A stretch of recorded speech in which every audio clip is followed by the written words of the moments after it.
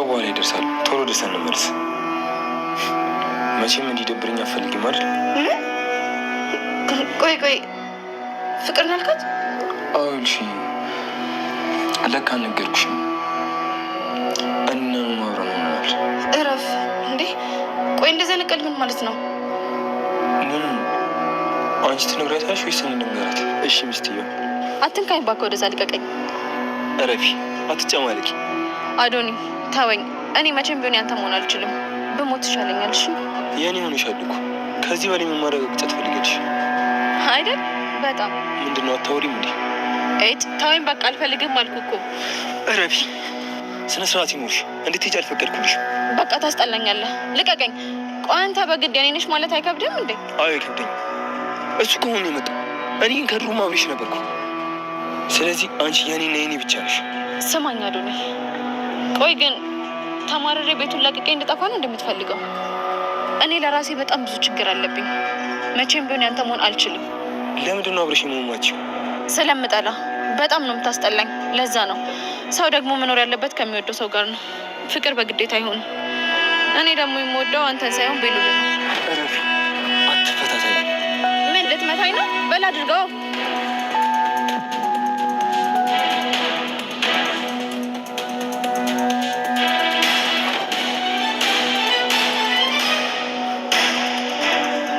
አንተ ምን አባዬ ታደርጋለህ? ይስከተል ነበር ወንድ አይደለ እንዴ? እንዴት ሴት ልጅ እንደዚህ ታደርጋለህ? አሁን ከዚህ ባሌድስ ምን አባል ታመጣ? ዛሬ ከዚህ ቤትና ከኔ ተስወጣሻለሁ። አንድ የሚከላከልሽ እናያለን። አይዘሪት ምናያት። አይ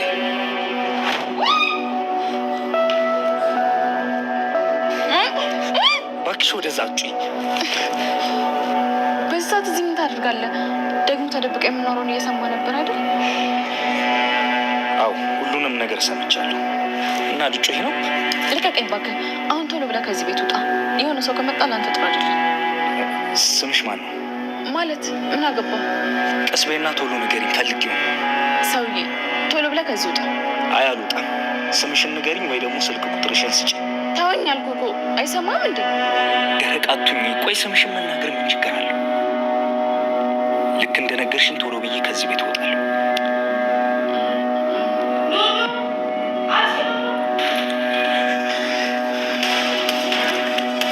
ኤልሹ አሁንም እጅግ በጣም እየተናደደች እና እየተበሳጨች ትገኛለች። ምክንያቱም እንግዲህ በኑኑ የተነሳ ማለት ነው።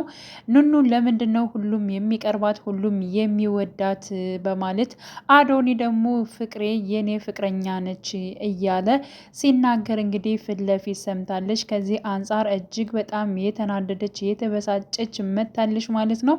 አሁን ላይ ኑኑን ከዚያ ቤት እንዴት አድርጋ መንጥቃ ማስወጣት እንዳለባት እያሰበች ትገኛለች።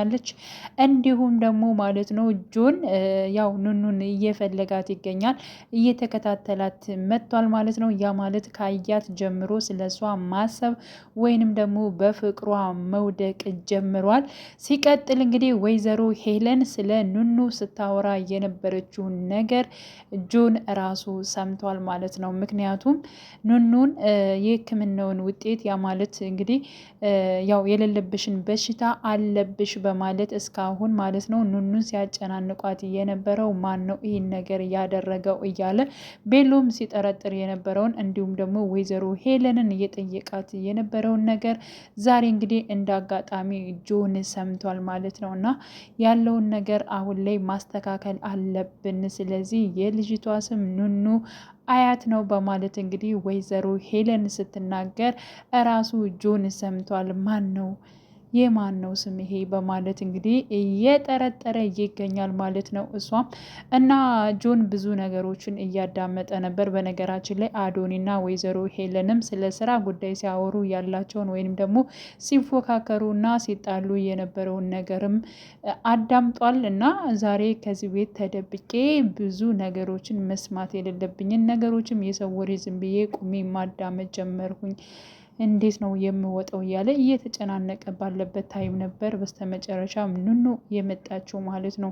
ኑኑ ስመጣ እጅግ በጣም ነበር እሱም ራሱ እየደነገጠው እንዲሁም ሰላም ነሽ ወይ ሲላት እሷም ደንግጣለች ማለት ነው። እና ምክንያቱም ከየት መጣ ሳትለው እንግዲህ ፊት ለፊቷ ሲመጣ ቤት እንደገባ ሳታውቀው ማለት ነው። በዚያም ምክንያት ደንግጣ ጩሃ ነበረ። መጮህ የለብሽም ዝም በይ በማለት እንግዲህ አፏን በማፈን ስምሽ ማን ነው የሚባለው አሊያም ደግሞ ስልክ ቁጥርሽን እንድሰጭኝ እፈልጋለሁ በማለት ጠይቋት ነበር። ኑኑም ለምንድን ነው የምሰጥህ ላንተ እያለች ስትጠይቀው ነበር። ዝም ብለሽ ስምሽን ንገሪኝ እኔ ስምሽን እንድነግሪኝ እፈልጋለሁ በማለት ያው ሲጠይቃት እንግዲህ እራሷ ኤልሹ ማለት ነው ኑኑ እያለች እየጠራቻት መታለች ማለት ነው። ስለዚህ ኑኑ ማን እንደሆነ ስሙን ራሱ ጆን ተረድቷል ማለት ነው። ስለዚህ ወይዘሮ ሄለን ምን እንዳሰበች በነገራችን ላይ ስትቆጣት ወይዘሮ ሄለን ስትቆጣት እንዲሁም ደግሞ ከነ ቤተሰቦቿ እሷ ሰራተኛ እንደሆነች ወይንም ደግሞ ጥገኛ እንደሆነች አይንዬ ከዚህ በኋላ ምግብ እንድሰራ በፍጹም አልፈልግም፣ አንቺና መሲ የግድ መስራት አለባችሁ፣ ጥሩ አድርጋችሁ እንድሰሩ እፈልጋለሁ በማለት እንግዲህ እየተቆጣች ስትነግራት ራሱ እያንዳንዱ ጆን ሲሰማ ነበረ ማለት ነው። እና ስትቆጣት ራሱ ለምንድን ነው እንደዚህ የምትቆጣት እያለ ስለ ኑኑ ራሱ ሲያስብላት ነበር ማለት ነው።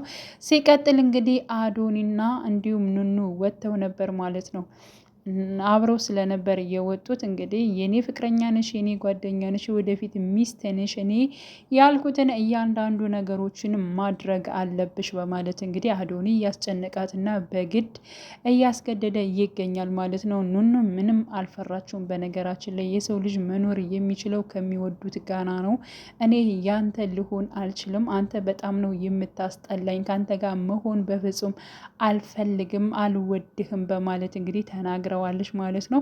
አዶኒም በመናደድ እንግዲህ ጸጉሯን ይዞ እጅግ በጣም ሲቆጣት በነበረበት ሰዓት ጆን እየተከታተላቸው አሊያም ደግሞ ኑኑን ለማየት እየተከተለ ባለበት ሰዓት አይቶት ማለት ነው። እንዲሁም አዶኒን ተቆጥቶታል። ለምንድን ነው ከሴት ልጅ ጋር እንደዚህ ጉልበትክን የምታሳየው በማለት አንተ ምን አገባህ እያለ ሁለታቸው በተጣሉበት ሰዓት ኑኑ ተመልሳ ወደ ቤቷ ገብታለች ማለት ነው። እንዲሁም ኤልሹና ጆን ተገናኝተው ነበረ። ጆን ከኤልሹ ጋር ሆኖ የሚያስበው እንዲሁም ከኑኑ ጋር በመጀመሪያ ጊዜ የተገናኙበትን ወቅት ነበረ ማለት ነው። እና አሁን ላይ ኑኑን ራሱ ጆን ወዷታል፣ አፍቅሯታል። በነገራችን ላይ አሁን ላይ የአዶኒ ጠብ የሚሆነው እንዲሁም ጆንና አዶኒ ነው የሚጣሉት ማለት ነው። እና ከዚህ ማን ሊያሸንፍ ይችላል? ማን ለራሱ ሊያደርግ ይችላል? ጆን በነገራችን ላይ በጣም ጎበዝና ጀግና ነው። ስለዚህ ኑኑም ከሱ ለመራቅ ለምሳሌ ከአዶኒ ለመራቅ ብላ በእርግጠኝነት ጆንን የሚቀርብበት አጋጣሚ ይፈጠራል ብዬ አስባለሁኝ። ግን ደግሞ ቤሎ በጣም እያሰበ ነው። ለምንድን ነው ድሮ እንኳን እሺ በሽታው በውስጤ አለ ብላ ነው የምትርቀኝ፣ አሁን ለምንድን ነው የምትርቀኝ? ምንድን ነው ምክንያቷ? ምክንያቱም ከዚህ በፊት አዶኒ አስፈራርቶች ተቆጥቶች ነው ወይ በማለት ጠይቋት ነበረ። ግን ደግሞ በራሷ ፍላጎት ራሱ ቤሎን እንደራቀችው ነበረ እየተናገረችው። ግን ደግሞ ቤሎን ምን ሆኗት ነው አሁን ላይ ለምንድን ነው ልታየኝ ራሱ የጠላችኝ? ለምን እንደዚህ ተቀየረች እያለ ለምንስ አዶኒ በዚህ መልኩ እኔን ይፈታተነኛል?